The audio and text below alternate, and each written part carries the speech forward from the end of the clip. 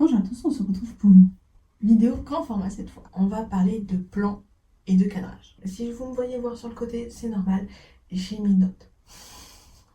Parce que je veux être sûre de ne pas me tromper quand je vais donner des exemples. Alors, comme plan, on va avoir les plans d'ensemble, qui sont aussi appelés les panoramiques, les plans d'ambiance. On va avoir le plan général, on va avoir l'américain, le rapproché, le gros plan, le très très gros plan. Ensuite, on va parler aussi des premiers, deuxième et arrière-plans, les angles de prise de vue aussi, la règle des tiers et le nombre d'or, et les lignes directrices. Je voulais vraiment faire une vidéo très complète, c'est parce que ça a pris du temps. Mais bon, on va y arriver. Et pour commencer, on va définir réellement ce qu'est le cadrage. Le cadrage, en fait, c'est ce qu'on décide que le spectateur voit. C'est en fait faire le choix de délimiter les contours, en gros, de l'image. Il y a des mots qui sont un peu spécifiques, entre guillemets. On va avoir le champ. Le champ, en fait, c'est l'intérieur du cadre. Ça, on est dans le champ. Mes mains sont dans leur champ. Voilà, tout simplement. Le champ, hors champ. Le cadrage, il induit un plan. Et le plan, en fait, c'est une image. Alors, il y a le format vertical, qui est le format, en fait, portrait. Ça se développe comme ça à cause simplement des réseaux sociaux, avec les shorts, les réels et tout ça, les TikTok, machin, qui sortent beaucoup. Donc, du coup, on a beaucoup le format vertical. On a aussi le format horizontal, qui est le format plutôt paysage. On retrouve, en fait, ces dénominations, par exemple, pour l'imprimante. Il y en a aussi le format carré qui arrive un petit peu plus, on va dire, qui s'est développé un petit peu plus en mode Instagram. Et le format carré, en fait, il va procurer un sentiment d'équilibre, tout simplement. Donc du coup, le cadrage, c'est les fondations de la composition. On choisit le format qui va donner déjà des indications. On va commencer du coup à parler du plan panoramique.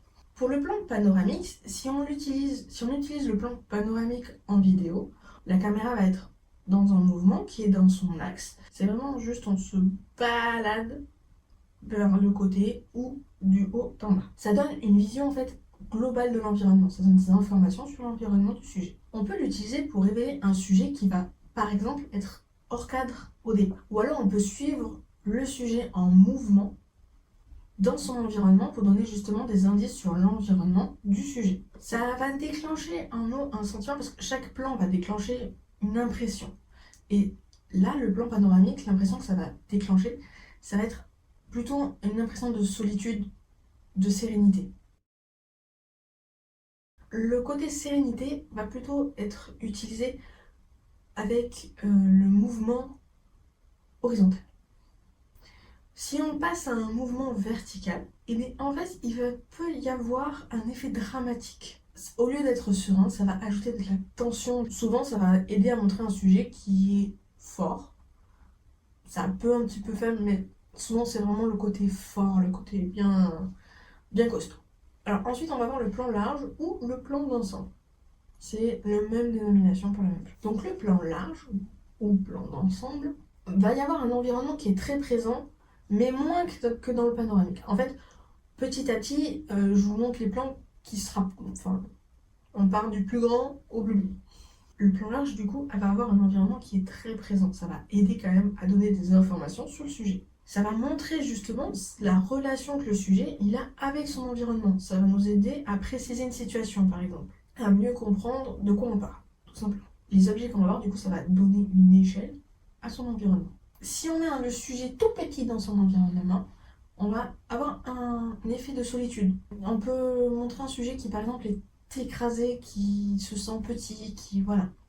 C'est pour ça le sentiment de solitude. Ensuite, il va y avoir le plan moyen ou le portrait en pied. Donc le plan moyen, en fait, on va zoomer un petit peu plus par rapport au plan d'avant, par rapport au plan d'ensemble. On va voir la personne ou l'objet de haut en bas. On va vraiment voir la tête, de la tête aux pieds.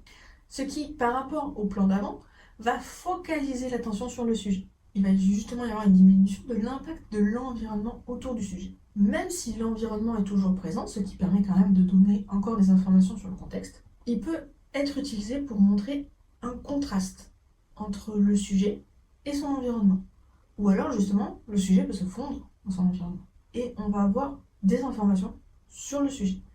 Moins importantes, mais on va focaliser, par exemple, si on part du plus grand plan au plus petit, on va focaliser petit à petit l'attention sur le sujet de base. Ensuite, on a le plan américain. Alors, le plan américain est plus utilisé au cinéma. Alors, c'est le plan américain ou le plan 3/4. Comme il a été mis en place surtout avec des westerns, c'est devenu le plan américain.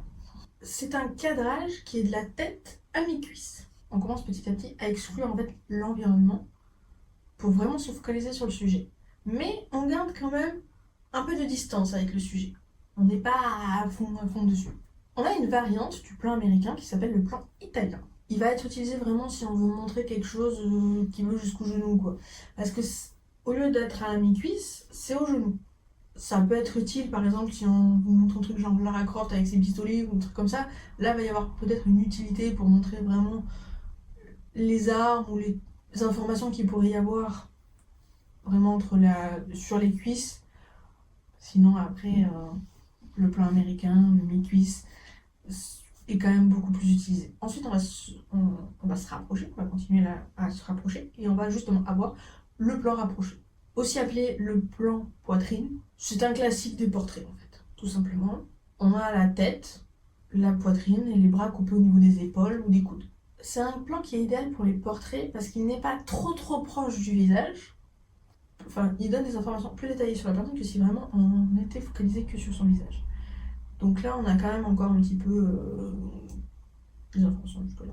Ce qui peut donner par rapport au col ou quoi, on peut par exemple voir une situation dans différentes époques ou quelque chose comme ça. Il est utilisé pour montrer la stature, la prestance, l'allure d'une personne.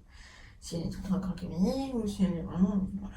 Ça aide en fait à donner des indices supplémentaires sur son caractère, sur sa personnalité, sa classe sociale par exemple aussi. Comme je disais, les vêtements projettent aussi des choses, des informations sur le personnage. Comme l'environnement à ce moment-là n'est pas très intéressant, il n'est pas du tout important parce qu'on veut vraiment mettre le sujet en avant, il peut y avoir des effets de floutage pour justement aider à faire ressortir encore plus le sujet.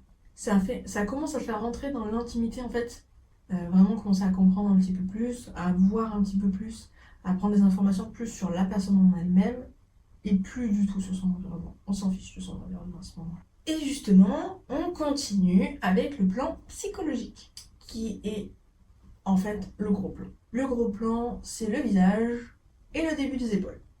Voilà. Le visage, il est dans tout le cadre. C'est le plan psychologique parce que justement, ça va nous permettre à analyser la psychologie du personnage, à comprendre ses émotions, à faire passer plus de messages que le plan rapproché, par exemple. Ensuite, on a le très gros plan. Alors, très gros plan, ça va vraiment être le visage seul. Ou alors, qu'un seul élément du visage. Ça peut être par exemple le regard, ou la bouche, pour le sourire, le nez, pour l'au-delà. Ça me fait penser justement à, par exemple, dans Pierre des Caraïbes, quand il y a le gros plan sur le nez qui sniffe la cacahuète, quoi. En gros, c'est vraiment le très gros plan. Et souvent, il est vraiment de courte durée, parce que c'est vraiment... ça va focaliser notre attention, et justement, ça va créer une tension. On veut savoir la suite. Par contre, faut pas le laisser trop longtemps. Voilà. Donc là, c'était les différents sortes de plans. Donc maintenant, on va parler du premier, deuxième et arrière-plan. Parce que c'est bien de voir le cadrage, machin. Donc voilà, on a les différents cadrages. Et du coup, on va parler du premier, deuxième et arrière-plan. Pourquoi il y a un premier, deuxième et arrière-plan? Voilà, déjà, pourquoi?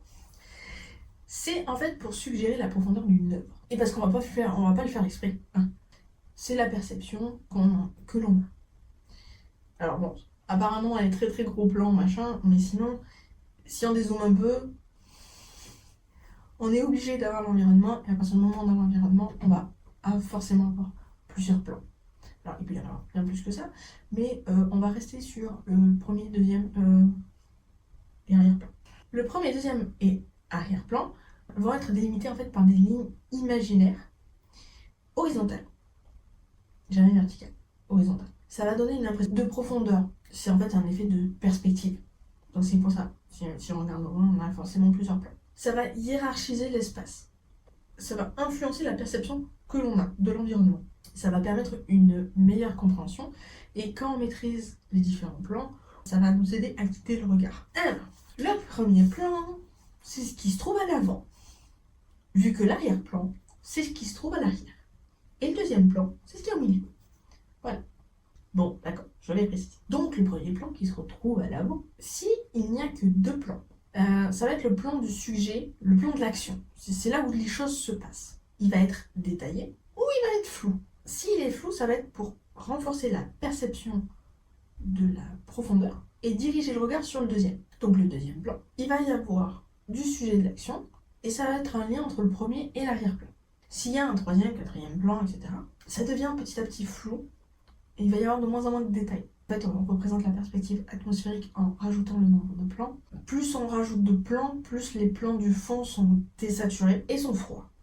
Il va y avoir des couleurs beaucoup plus froides tout au fond que tout devant. Ensuite, on a l'arrière-plan. Alors, l'arrière-plan, c'est ce qu'il y a derrière. Bon, jusque-là, on est à peu près sûr de ne pas se tromper. Même si on ne comprend pas, si on dit cette phrase, on est sûr de ne pas se tromper. Bref, l'arrière-plan, c'est donc du coup ce qui se trouve à l'arrière. Il va compléter la composition. C'est en fait un élément qui va être narratif dans l'histoire. Mais ça ne va pas contenir le sujet. Le sujet va toujours être un des plans avant, pas des plans arrière. Voilà.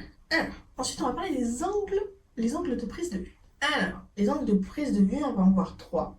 On va voir la hauteur d'œil, on va voir la plongée et la contre-plongée. On va commencer par le plus facile. La hauteur d'œil ou la frontale, c'est la même hauteur que le sujet. Voilà. On n'est pas en au-dessus, on n'est pas en dessous, c'est la même hauteur.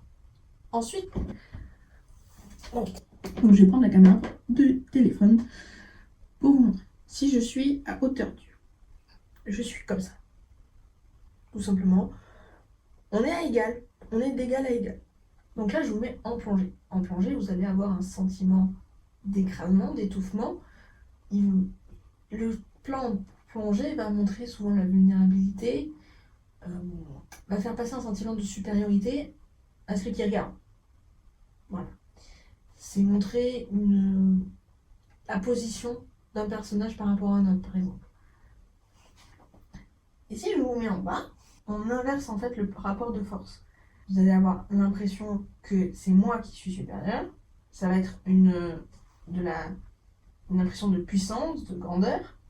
Et on va essayer de montrer un sujet qui est plus impressionnant. Et là, entre là. Donc, voilà un petit peu pour la plongée, la contre-plongée, etc. Donc du coup, là, on va parler de la règle des 3/3 et du nombre d'or. Alors, le nombre d'or, on en entend quand même pas mal parler pour les images, quand on parle d'image, quand on cherche la composition et tout ça. Et en fait, le nombre d'or, c'est la spirale de Fibonacci. C'est en gros un rapport entre deux nombres qui est d'environ 1,618. Voilà.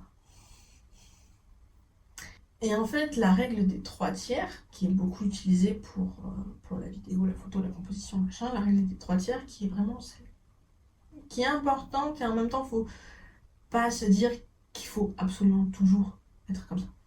Bref, donc, en fait, la règle des 3/3 va nous permettre de trouver plus facilement les points importants sur une image que le nombre d'or nous donne, en gros.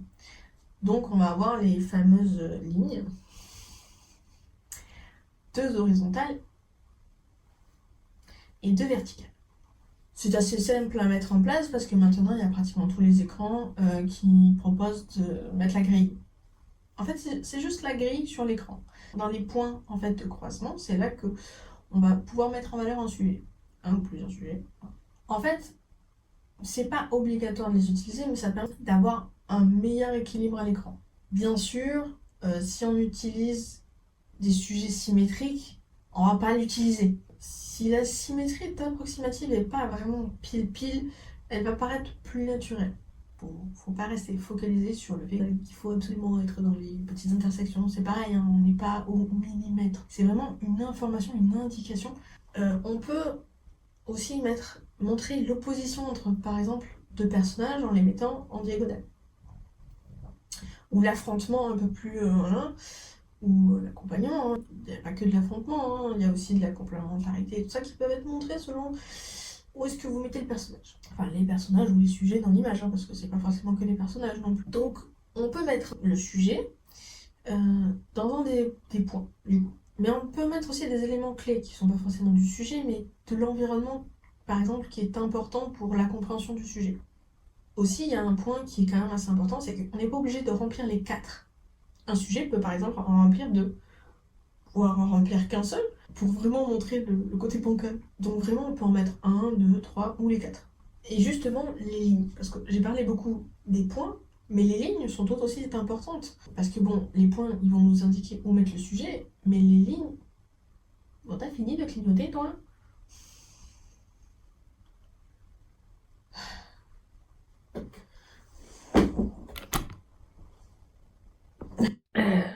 Donc, les lignes sont tout aussi importantes que les points, et en fait, elles vont servir aussi selon si c'est un paysage ou si c'est un portrait. Si on met la ligne d'horizon sur la ligne du bas, on va vraiment ouvrir vers une mise en valeur sur le ciel. Vraiment l'immensité du ciel ou l'immensité du sol. Des plaines, de la ville, voilà. Bref. La mise en verticale, par contre, ça va être une mise en valeur dans le sujet. Et les détails vont venir enrichir le sujet. Alors, ça peut créer un déséquilibre ou une profondeur. Par contre, il y a un point crucial. La lecture des images, elle est différente selon la culture.